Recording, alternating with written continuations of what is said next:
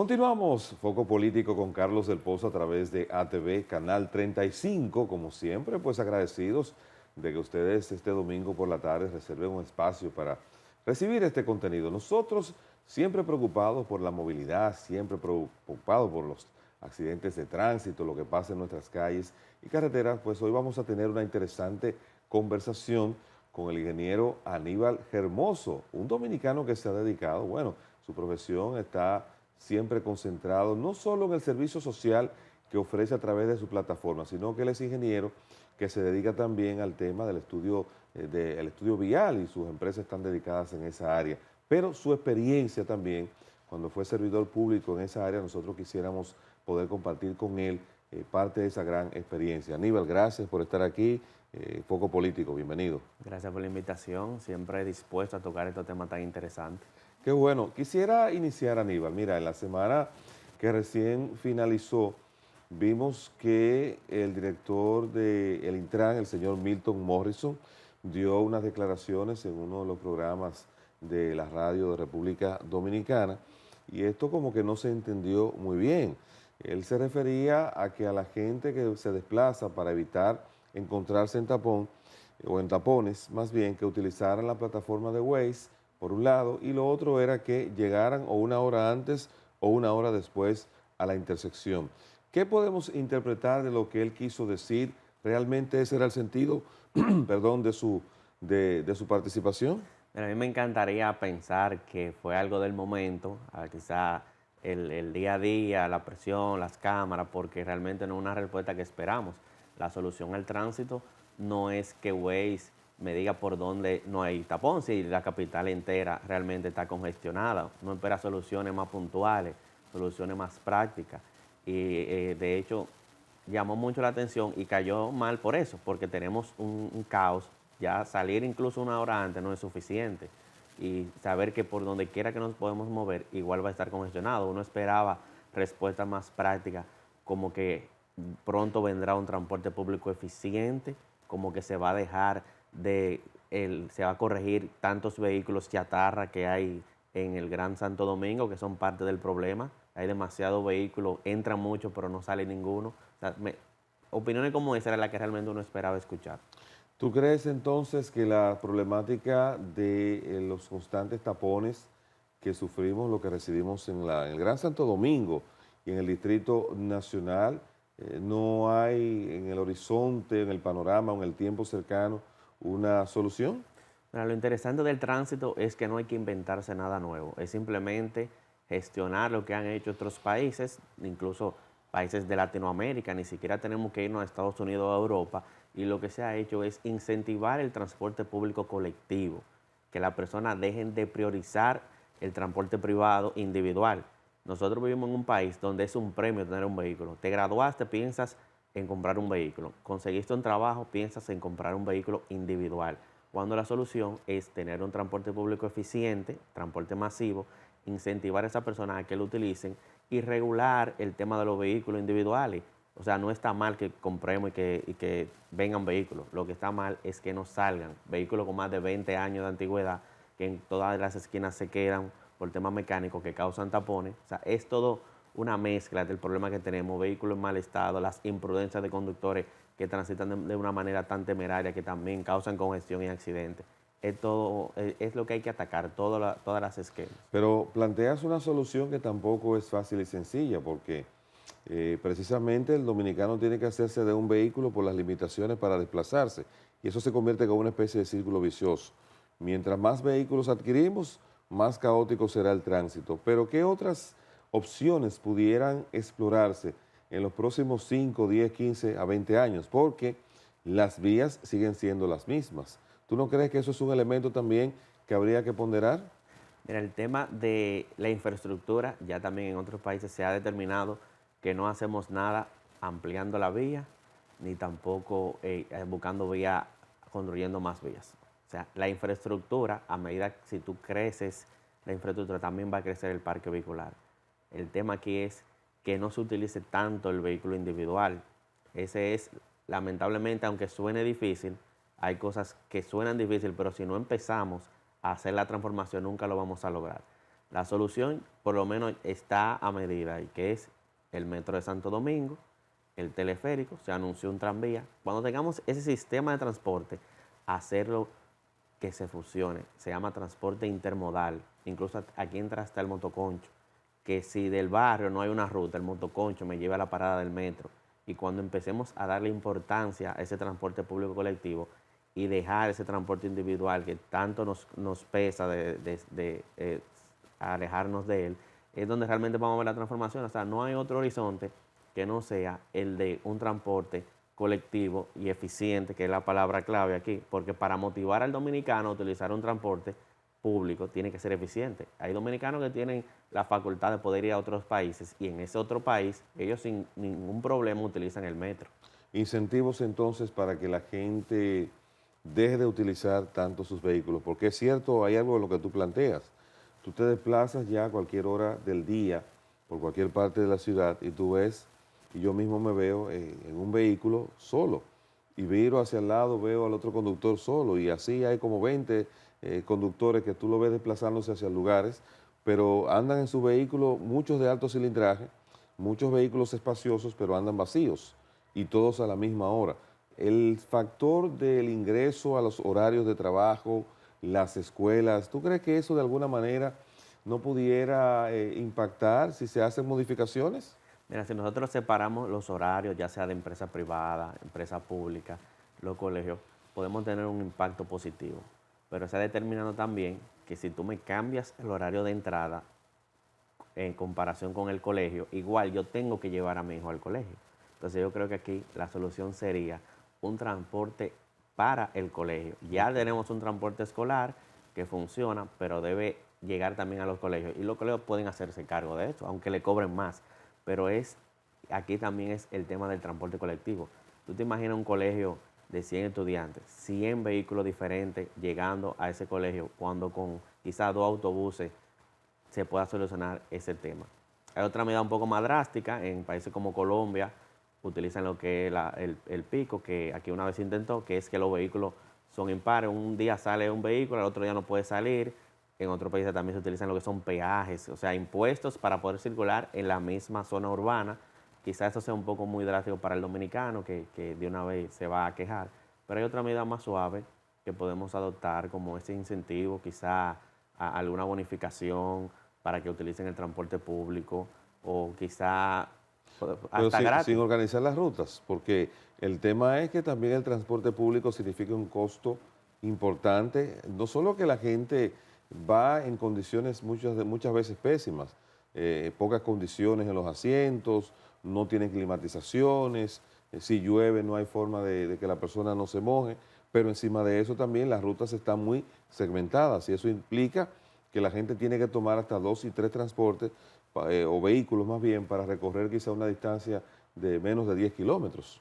Sí, para eso se empezó lo que son los autobuses que se gestionaron en la Churchill, en la Núñez, en la Charles. Ese tipo de corredores se había anunciado que eran 10 y realmente actualmente operan alrededor de 3. Entonces es eso, es seguir avanzando, no quedarnos en la promesa de que vamos a tener un mejor transporte. En medida que esos 10 diferentes tipos de transporte de autobuses estén funcionando, entiendo que vamos a tener una mayor cobertura y se va a reducir eso que tú mencionas de que hay pocas rutas disponibles. ¿Qué hacemos con los parqueos? Porque las vías son estrechas, muchas vías que no se permite doble parqueo, sin embargo, las autoridades se han hecho de la vista gorda con eso. ¿De alguna manera esto no impacta también en que las vías se mantengan congestionadas? Definitivamente, nosotros tenemos un problema grave de disponibilidad de parqueo y también de imprudencia de conductores que se parquean doble fila encima de la acera, que perjudica también al peatón. A largo plazo, medida que podemos ejecutar es no permitir que una edificación sea construida si no tiene la cantidad de parqueo disponible para todas esas personas que van para esa plaza, para ese edificio de apartamento, de vivienda. Y ya con el problema que tenemos, se pueden utilizar ya parqueos públicos, que el Estado compre edificaciones destinadas únicamente para parqueos públicos y al mismo tiempo va a tener un ingreso porque no va a ser gratis, aunque si quisieran hacerlo gratis también sería una solución. Bueno, se sigue viendo lejos la solución al tema del caos en el tránsito, porque todas son decisiones que tienen un costo económico importante y un costo hasta político para el gobierno que le emprenda, porque tratar de organizar algo que tiene mucho tiempo por su cuenta, ¿verdad? Eso genera pues un poco de resistencia y si no existe una voluntad política muy firme y decidida, pues el problema se seguirá agudizando. Bien, realmente esa es la palabra mágica. Ha hecho falta voluntad política porque las medidas del tránsito y la seguridad vial realmente lo que hacen es que el que las toma la decisión ahora quizás no sea el que la celebre cuando ve los resultados satisfactorios y eso hace que el político no se anime a tomar esa decisión porque quizás sea otro el que la celebre. Bueno, Aníbal, tengo que hacer un contacto de publicidad en este momento, pero cuando regresemos a esta conversación, vamos a hablar un poco de accidentes y sobre todo también lo que está haciendo esa plataforma que es de gran servicio para todos nosotros, como es Accidente RD. ¿Te parece? Bien. Vamos a un contacto de publicidad, ya regresamos con Foco Político. No se nos vayan.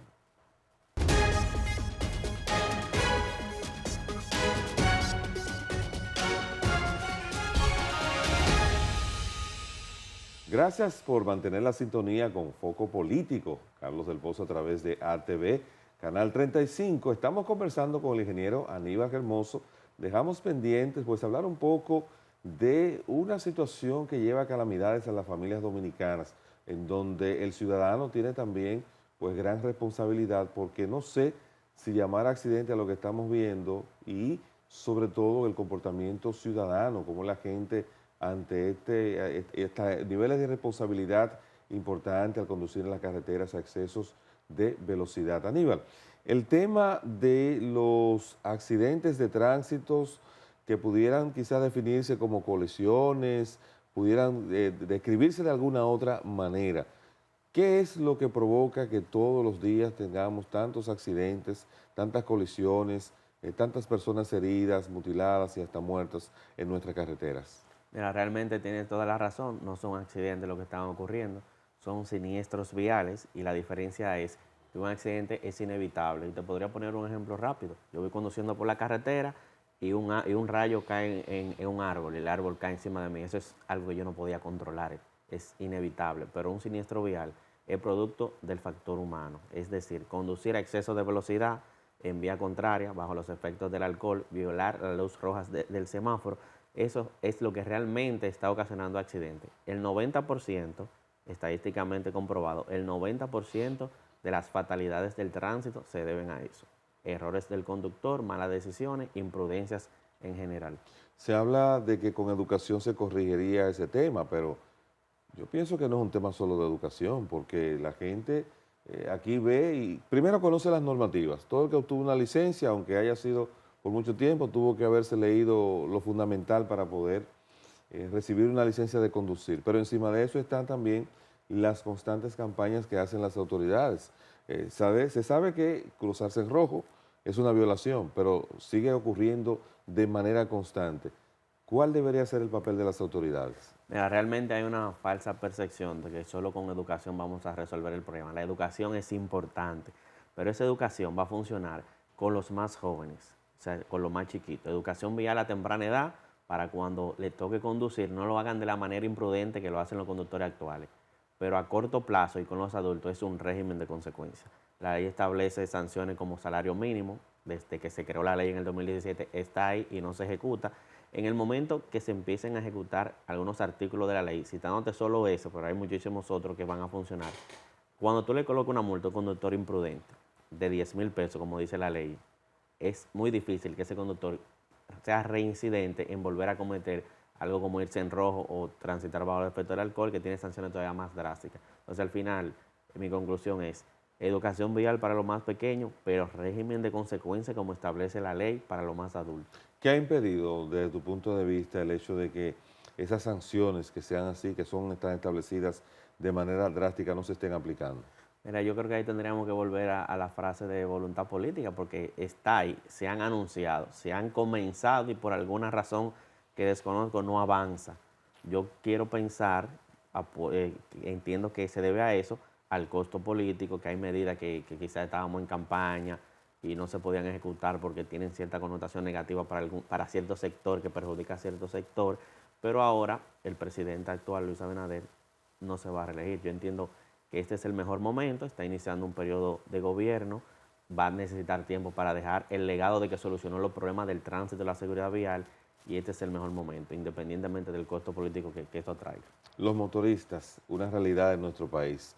Se necesita el motoconcho porque llena un espacio importante, sobre todo en las zonas rurales, pero ya de manera, en la parte urbana, pues la presencia del motor es determinante. ¿Qué es lo que ha impedido la regularización de los motores? ¿Qué es lo que ha impedido que todavía a esta fecha tengamos motores sobre las aceras en vía contraria, violando las luces rojas de los semáforos? Mira, el problema del motor, del motoconchista, del motociclista es bien complejo. Viene desde el problema de que hay de casi 6 millones de vehículos que hay registrados, 3 millones son motocicletas, pero hay una gran parte que entra, empieza, se arman aquí y es imposible determinar. Aparte de que son demasiados y no se tiene ese registro, se inició, no se completó, llegó apenas al millón. Entonces, primero hace falta reconocer la cantidad para saber qué tan grave es el problema, regularizarlo obviamente con el tema de la licencia. De hecho, el director del Intran hablaba que solo el 1% de los motociclistas tienen licencia. Entonces ya eso te arroja lo grave que es el problema, como una persona aprendió por sí misma a manejar un motor y entiende que ya eso fue suficiente y anda por ahí, como dicen en buen dominicano, dándole para adelante. El tema es bien amplio. Yo creo que nos tomaría 2 programas hablar del tema de motociclista, pero te podría, para no dejarlo así, decirte Sí. también que en el tema de los accidentes, el motociclista no utiliza el casco. Tú hablas con el director del Darío Contreras y del DIARE y te dice que la mayoría de fatalidades del motociclista es por golpes en la cabeza. Entonces, cuando no es que no utiliza el casco, es que utiliza un casco que no es certificado, que también la ley establece que no se debería permitir cascos que no lo sean. Entonces, y ahí no vamos, hay muchísimas cosas sueltas que se tienen que poner en su lugar para que funcionen. Tu visión basada en tu experiencia, ¿hacia dónde vamos? ¿Hacia dónde va República Dominicana si continúa con este caos en el tránsito? Mira, nosotros tenemos un plan estratégico nacional de seguridad vial creado en el 2017, se actualizó en el 2020 y se volvió a actualizar ahora con el fin de reducir en un 50% de aquí al 2030 las muertes por accidentes de tránsito. Vamos muy mal en relación a lo que establece. Ese documento es muy puntual en lo que hay que hacer y se ha hecho poco. Básicamente, si seguimos haciendo lo mismo, no vamos a tener resultados diferentes. La experiencia, sí, continúa. No, realmente hay que enfocarse en las soluciones. Están ahí, no hay que inventarse nada nuevo, no hay que traer ningún experto de otro país a inventar el agua tibia. Es simplemente ejecutar lo que dice la ley, ejecutar lo que dice ese plan estratégico para de verdad tener resultados diferentes. La experiencia de Accidentes RD, ese equipo que está de manera permanente publicando los accidentes, ¿tú crees que esto como labor social ha creado o ha contribuido a crearle conciencia a la gente de la gravedad del problema?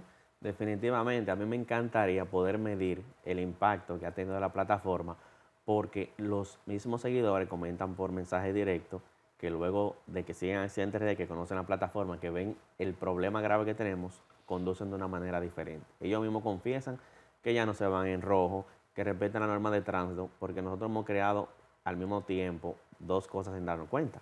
Lo que sí planeamos, que era informar y educar, y el miedo a la persona a salir en la página. Hay personas que conducen de manera responsable y evitan ser imprudentes simplemente para que no lo publiquen en la página, y al final eso es algo positivo. ¿Tú crees que las autoridades asumen para fines del conteo y sus estadísticas lo que ustedes van publicando? Porque a veces me parece, tengo la impresión, no tengo la data a mano, de que cuando se habla de información oficial no se recoge en realidad la totalidad de lo que está ocurriendo en el territorio como ustedes lo pueden percibir a través de esa plataforma. Es muy probable porque una de las debilidades que tiene el Estado, no este gobierno, sino que lo ha arrastrado, es la data. La data es sumamente importante para tomar decisiones. Y aquí cuando se recogen los accidentes, es varias instituciones. Entran ahí lo que es INASIF, entra el 911, DGC, Sí. pero esas unidades no están en el país entero, mientras que todo el mundo sí tiene un celular y acceso a redes Sí. sociales. Quizá por eso vemos como que quizá llega más rápido la noticia por los medios de comunicación que por las autoridades o por la cuenta oficial de la DGC o del Intran. Bueno, Aníbal, agradecerte esta interesante conversación que nos ha permitido tener este domingo por la tarde, reiterarte nuestro interés de que cada cierto tiempo podamos conversar para actualizar cómo anda el panorama del tráfico, el tránsito y sobre todo la seguridad vial en República Dominicana. Me parece una muy buena idea. Sí. Bueno, gracias. Ya regresamos con más contenido de Foco Político con Carlos del Pozo. No se nos vaya.